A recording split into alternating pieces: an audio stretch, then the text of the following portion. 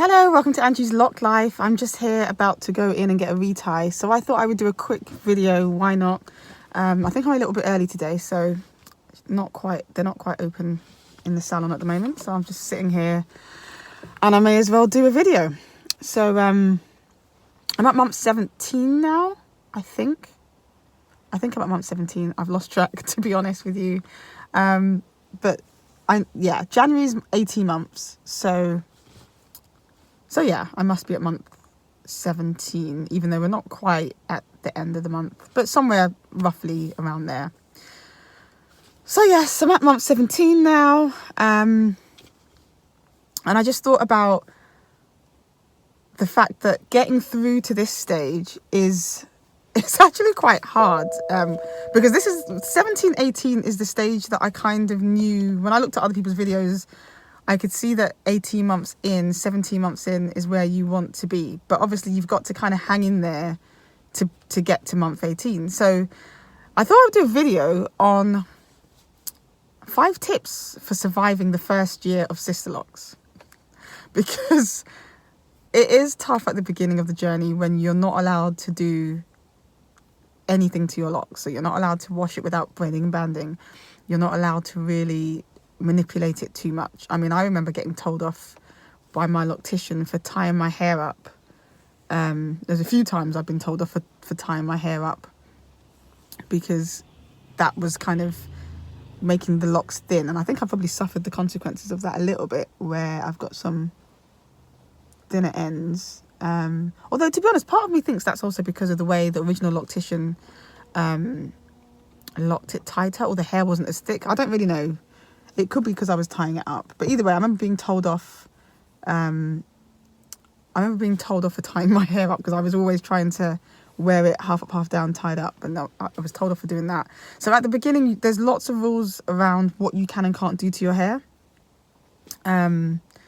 Because that's when you're supposed to be letting your locks settle, let them lock.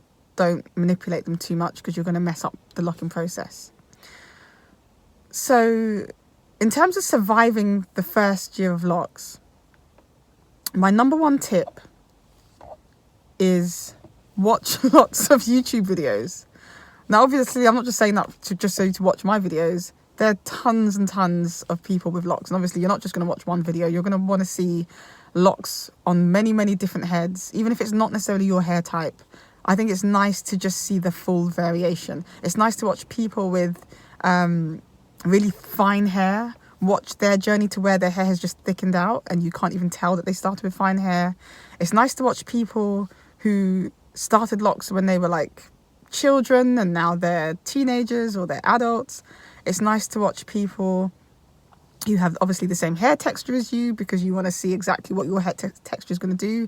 Even though, to be honest with you, you can never tell that somebody's 100% got your hair with its quirks and everything else. But obviously, if you know you're a 4C, or if you know you're a 3A, or whatever it is, it's nice to see somebody's having, going through the journey with your hair type, because they're probably going to encounter similar things, whether it's unraveling, whether it's bunching, whether it's having hardly any issues at all. Whatever it is, it's nice to kind of watch it. So I think watching videos is a massive tip. Like it's one of the best things you can do. My second tip is find a way to wear your hair that you love. I mean, it's a bit difficult to kind of do that, obviously, without being allowed to do too many different things. But I think if you've at least, if you have to, I mean, I never wore wigs, but if you have to wear a wig on special occasions just to get yourself through those first 6 to 12 months, then by all means, there's no harm in, tucking your baby locks under a wig and having that for special occasions until, your locks thicken and you feel a bit more confident. Because at the end of the day, you have to be confident going out. For other people, it won't be necessarily about wearing a wig. It will just be a case of finding a little cute hairstyle. Now, I've got a video that I did back when I was about 4 months in, called 6 styles for short locks. So you can pick a style out of there. I don't think it necessarily has to be anything radical. I don't think you necessarily need to drastically change the look. But I think when your locks are new, even just pinning up a section can completely change the look. But it's pinning it up. I mean, I did a few stars in that video, so check it out. I think there are things you can do even with the short fine locks that you have at the beginning, just to kind of add some buzz to it, whether it's putting a headband in it, adding a hairpin. Do something to keep yourself, you know, you won't necessarily love your locks in every style, but you might find that there's at least one way that you can wear it where you actually like the look of your locks. So I think finding a hairstyle that you like is a good thing to do. That's tip number 2. Tip number 3 is obviously take lots of pictures and videos of your hair, because even when you think that your hair is not progressing and it hasn't changed, you will see that it actually has, and that will keep you motivated to keep going. Because what you don't want to do is pay all this money for your locks or spend all this time getting them put in and then just giving up on the journey before you've even got anywhere. And the reality is the journey is one that probably takes, as I said, somewhere from 18 months to 2 years before you're where you probably wanted to be when you first sat down in that chair. So when you take pictures, take photos, even if it's not, the photo's not showing you the end result, this photo, you know, the photo's going to show you the difference between the last month and the month before, and that will keep you going for subsequent months.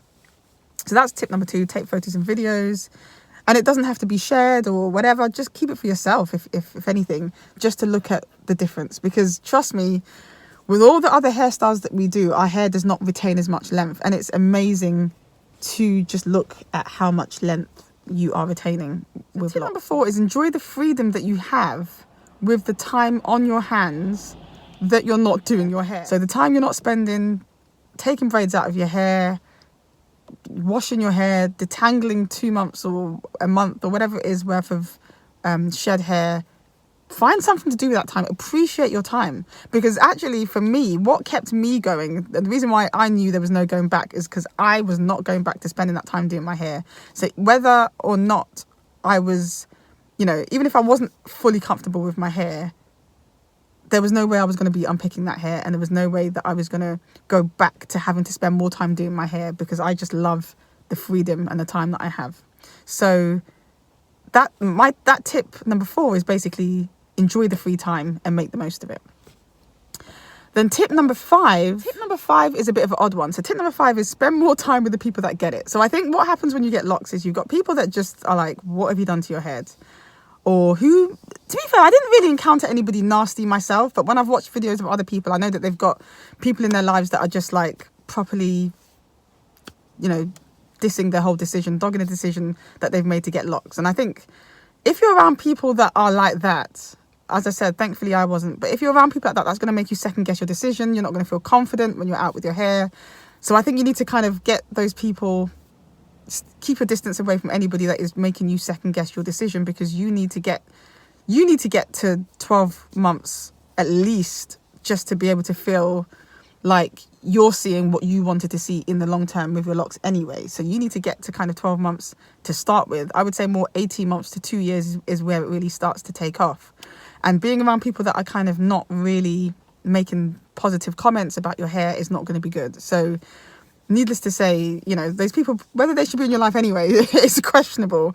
But at least while you're trying to keep yourself motivated and on the journey and keep going, whoops, battery's dying.